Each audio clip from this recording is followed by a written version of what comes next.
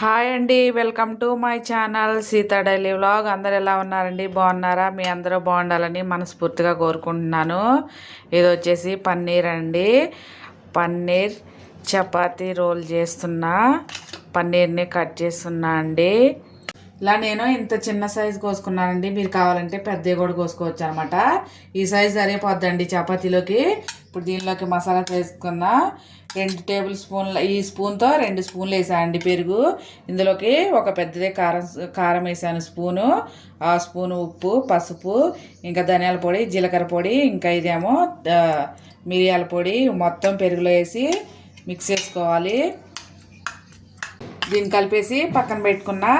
ఇప్పుడు స్టవ్ వెలిగించి ఒక ప్యాన్ పెట్టాను అనమాట. దానిలోకి రెండేమో ఇది వేసానండి ఎల్లిపాయలు, ఒక చిన్న ఉల్లిపాయ, ఒక 2 పచ్చిమిరపకాయలు కోసాను. హీట్ అయ్యాక ఇప్పుడు ఇందులోకి 1 స్పూను నూనె వేస్తున్నా. ఉల్లిపాయ, పచ్చిమిరపకాయ వేసుకొని కొంచెం ఫ్రై చేసుకోవాలండి. కావాలంటే మీరు అల్లం వెల్లుల్లి పేస్ట్ కూడా కొంచెం వేసుకోవచ్చు. నేను ఎల్లిపాయ వేస్తున్నానని అల్లం వెల్లుల్లి పేస్ట్ వేయట్లేదండి. ఇవి కొంచెం ఫ్రై అయ్యాక పెరుగు వేసింది ఇందులో వేసుకున్నా. ఇప్పుడు ఈ పెరుగు ఇందులో వేసేసుకున్నా.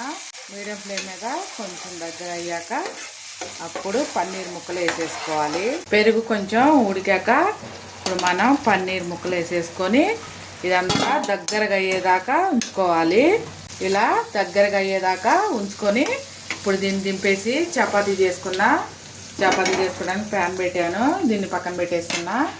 చపాతీ చేసుకొని మంచిగా కాల్చుకోవాలి.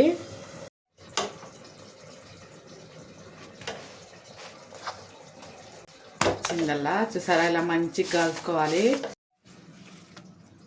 చపాతీ తీసేసానండి.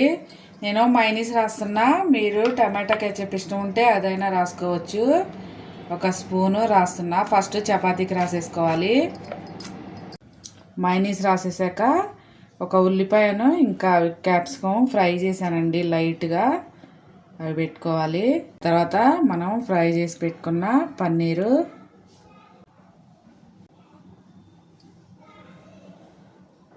యమీ టేస్టీ, చాలా బాగుంటుంది. మీరు ఒకసారి ట్రై చేయండి. సరే, పన్నీర్ రోల్ రెడీ అయిపోయింది. ఇలా పెట్టేసి దీనికి ఒక టూత్పిక్ పెడుతున్నా నేను. సరే, యమీ పన్నీర్ రోల్ రెడీ అయిపోయింది. నా వీడియో ఇవాళకి ఇంతేనండి. నా వీడియో కనుక నచ్చితే ప్లీజ్ ఒక లైక్ చేయండి. అలాగే నా ఛానల్ని సబ్స్క్రైబ్ చేసుకోండి. ఉంటా ఫ్రెండ్స్, బాయ్.